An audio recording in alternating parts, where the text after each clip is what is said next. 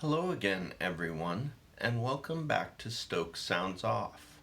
I'm your host, James Stokes. It has been a while since my last video. My profound apologies for that. I have been dealing with some ongoing personal health issues that needed to be addressed, as well as other factors that have kept me away from this channel for the last little while. That being said, I am pleased to be back at this time to honor Elder Ulisses Soares, who is celebrating his 67th birthday today. As I've mentioned previously in tributes to him on my blog, Elder Soares has a most unique life story and background.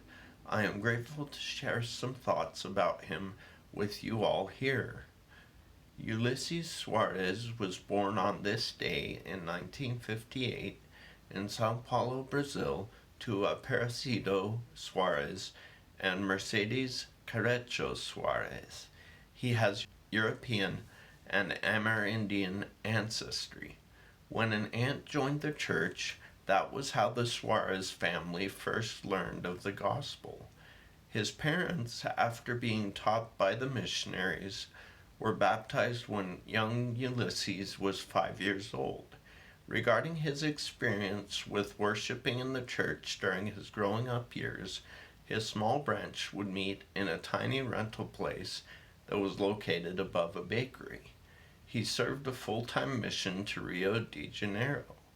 Upon his return, he connected with Rosana Fernandez Morgado, who had served in the same mission at around the same time, but whom he had never met until after they both had returned.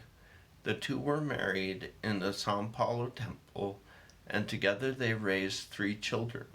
His academic experience entailed studying at the Pontifical Catholic University of Sao Paulo, from which in 1985 he received a bachelor's degree in economics and accounting. He then continued his studies at the National Institute of Postgraduate Study, where he earned a master's degree in business administration. He spent his professional career working for several multinational companies, one of which was Pirelli Tire Company, as an accountant and an auditor. Donald L. Clark, who at that time was serving as the Director of Temporal Affairs for the church in Brazil, convinced him to take a job with the church as a senior auditor. When Brother Clark was subsequently asked to serve as a mission president, Brother Soares took over for him as the Director of Temporal Affairs for Brazil. He went on to fill a special assignment for the church's presiding bishopric. Within the church, Elder Soares has served as an Elders Quorum president, counselor in the bishopric, stake high councilman, and as a regional welfare agent. When the Sao Paulo, Brazil Coxas stake was created in 1995, Elder Soares was called as the first president of that stake. 5 years later, he served a 3-year term as president of the Porto, Portugal mission. Less than 2 years after his return, during the April 2005 General Conference, he was called and sustained as a General Authority 70.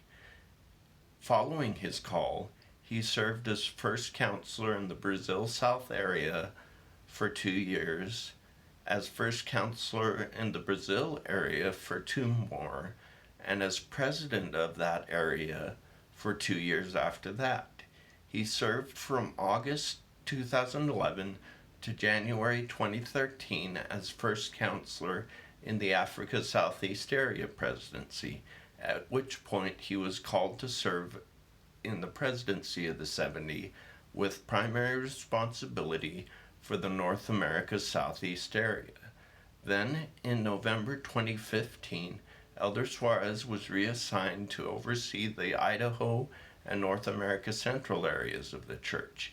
He still had oversight of both of those areas in 2018. On March 31st of 2018, Elder Soares was sustained to the Quorum of the 12 Apostles, and he was subsequently ordained an apostle on Thursday, April 5th, 2018. He thus became the first Latter-day Saint apostle from Brazil and the first one from Latin America. He has had many opportunities to grow into this assignment. In the time he has served as a general authority, he has given a total of 20 General Conference addresses, with the first two given as a General Authority 70, 3 more as a member of the presidency of the 70, and the remaining 15 given since his call to the apostleship. His talk during this weekend's General Conference will bring his apostolic total to 16 and his grand total to 21. I testify without reservation or hesitation that the Lord inspired President Nelson to call Elders Gong and Soares as apostles of the Lord Jesus Christ. I gratefully and wholeheartedly sustain all 14 current special witnesses of Christ in their divinely inspired and doctrinally supported roles as prophets, seers, and revelators, and testify they are special witnesses of Christ. I am grateful to have been able to provide this birthday tribute to Elder Soares today. I invite you all to stay tuned here for my coverage of the latest updates from the Church News, the Newsroom, and the Church of Jesus Christ Temple sites. I'll be sure to pass word of those updates along to you all as soon as my time and circumstances allow me to do so. In the meantime, that does it for now. All comments are, as always, welcome and appreciated on any video or short at any time, as long as all such feedback is made in accordance with the established guidelines. I hope any of you who would like to share anything will take your opportunity to sound off in the comments section below. If you like what you watched here and would like to stay informed of newly added videos and shorts, please subscribe to receive the applicable updates. Thank you for the privilege of your time. Until next time, I wish you all the best and pray that the Lord will bless you all in everything you do.